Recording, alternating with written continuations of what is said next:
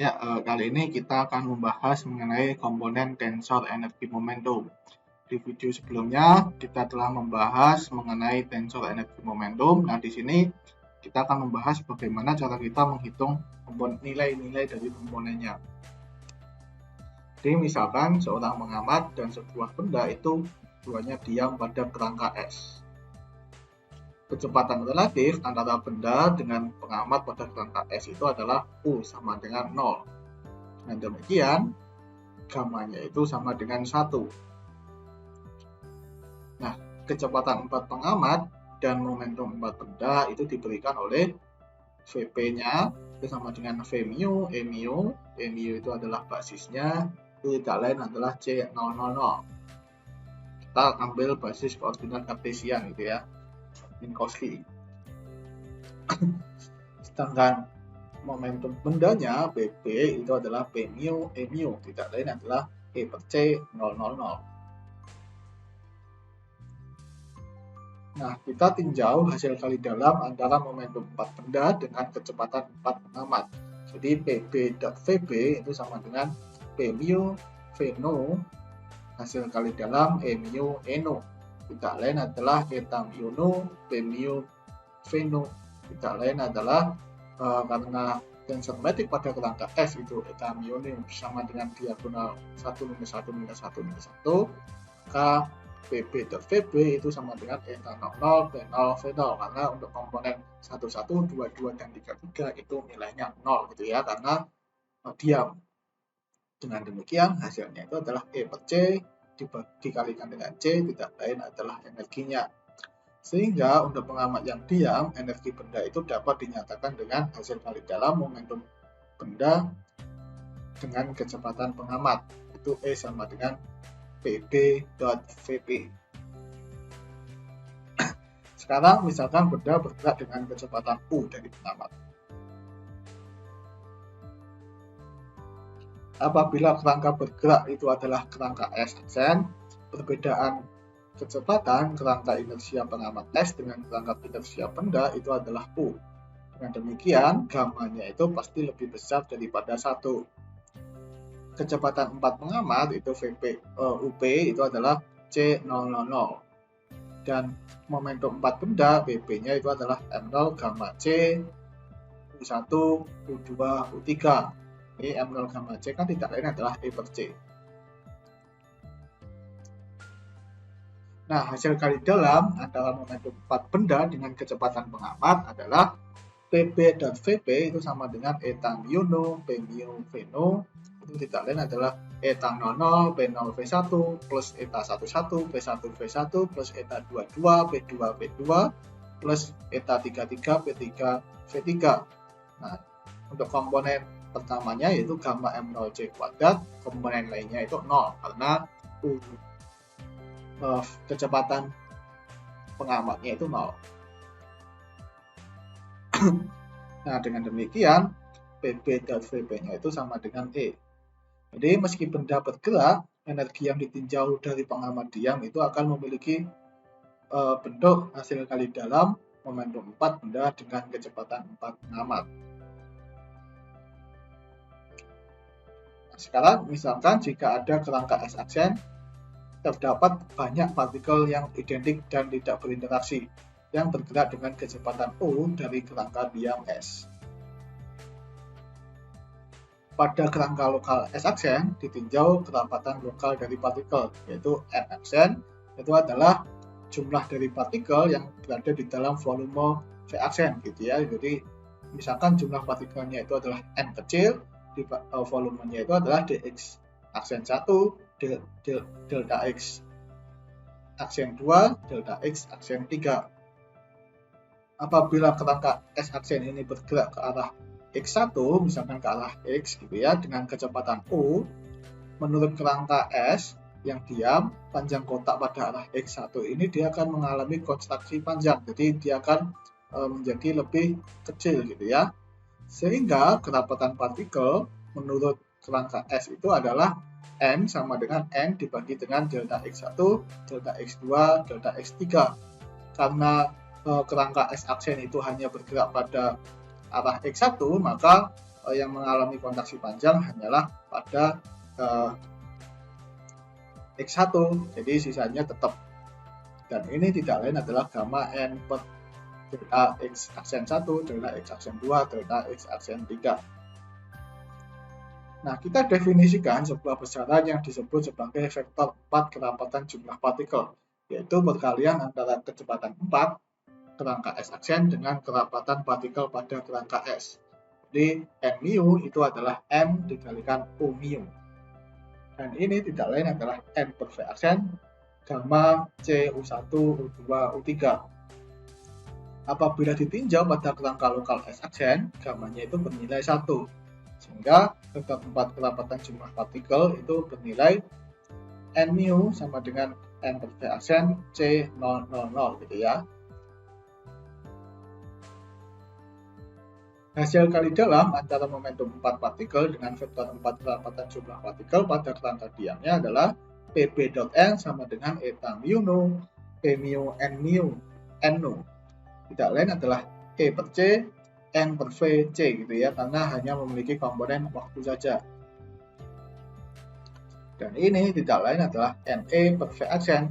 N dikalikan V tidak lain adalah energi totalnya. Jadi energi total dibagi volume itu tidak lain adalah rapat energi. Secara umum, tensor energi momentum pada kerangka S aksen itu dapat dirumuskan dari perkalian tensor momentum 4 dengan flux partikel. Jadi T itu adalah PB perkalian tensor dengan N, di mana PB-nya itu adalah P mu, E mu, dan N-nya itu adalah N nu, E nu, sehingga kita miliki P mu-nya adalah M0 U mu, perkalian tensor N per V aksen U nu gitu ya. Jadi kita memiliki bentuk seperti ini. Nah, N dikalikan M0 itu tidak lain adalah Rho0, yaitu rapat massa gitu ya. Jadi tensor energi momentumnya itu adalah rapat massa Rho0 dikalikan U mu U nu, di mana ini adalah basis tensornya.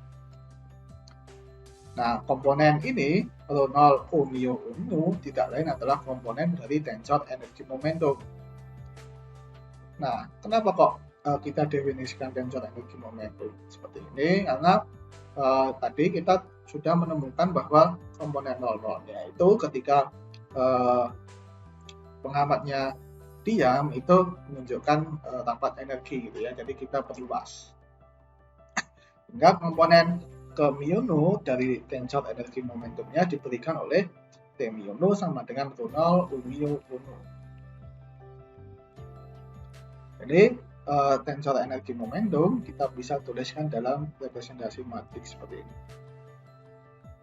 Pada kerangka S aksen, benda diam relatif terhadap pengamat, sehingga semua komponen spasial sama dengan 0. Jadi kita memiliki bentuk seperti ini, hanya memiliki komponen waktu-waktu gitu ya, dan itu tidak lain adalah rapat energinya.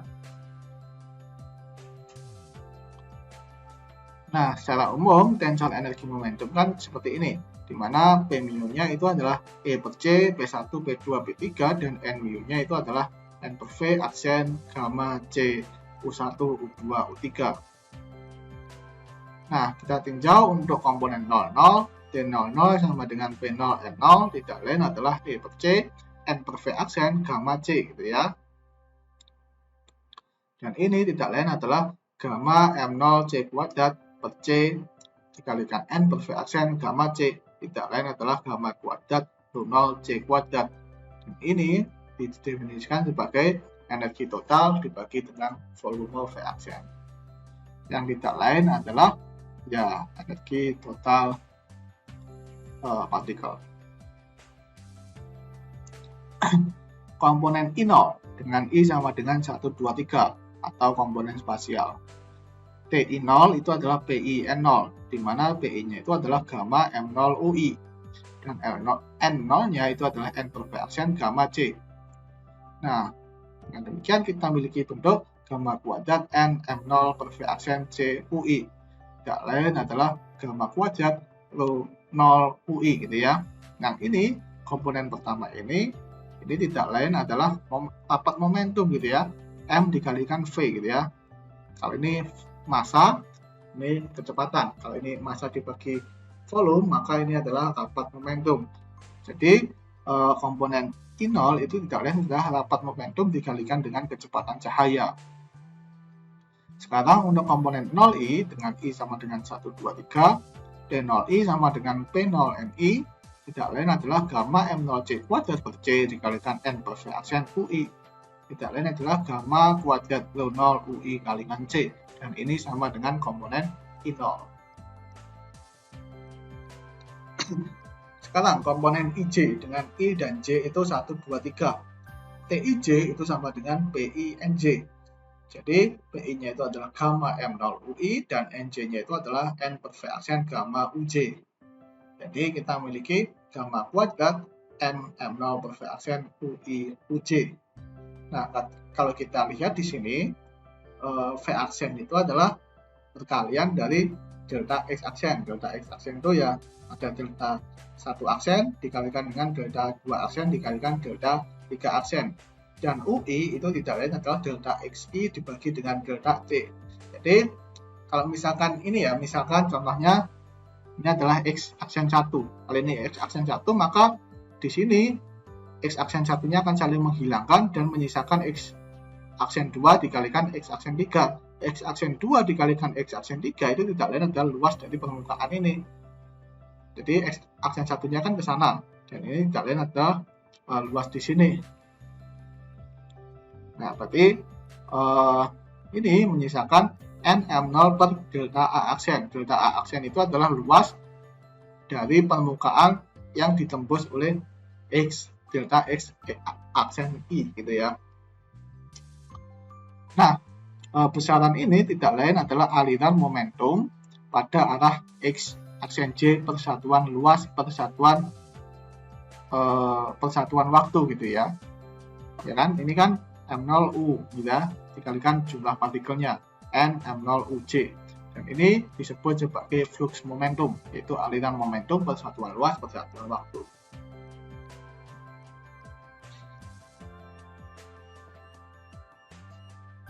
Jadi jika I sama dengan J, maka TII itu sama dengan gamma kuadrat N M0 per delta A UI per delta T aksen.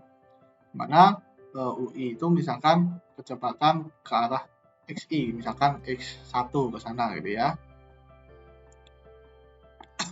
Nah, kecepatan dibagi waktu itu tidak lain adalah percepatan gitu ya.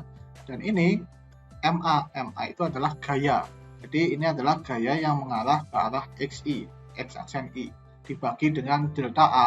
Gaya dibagi dengan luasan itu adalah besaran tekanan.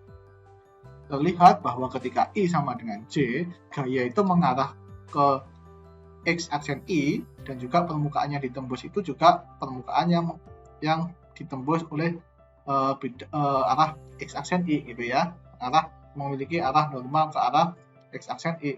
Artinya besaran ini adalah besaran tekanan. Nah, ketika I tidak sama dengan J, gaya ini akan mengarah ke arah X aksen J yang tidak sama dengan X aksen I. Sedangkan permukaan delta A itu adalah luasan yang memiliki arah normal ke arah X aksen I. Artinya gaya tersebut mengarah permukaan ke arah singgung permukaan itu gitu ya. Dengan demikian, besaran tensor energi momentum untuk I tidak sama dengan J dan tidak sama dengan 0 itu merepresentasikan tegangan geser.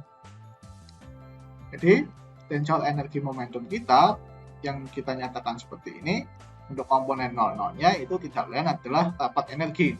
Komponen ruang waktunya itu menunjukkan rapat momentum dikalikan kecepatan cahaya.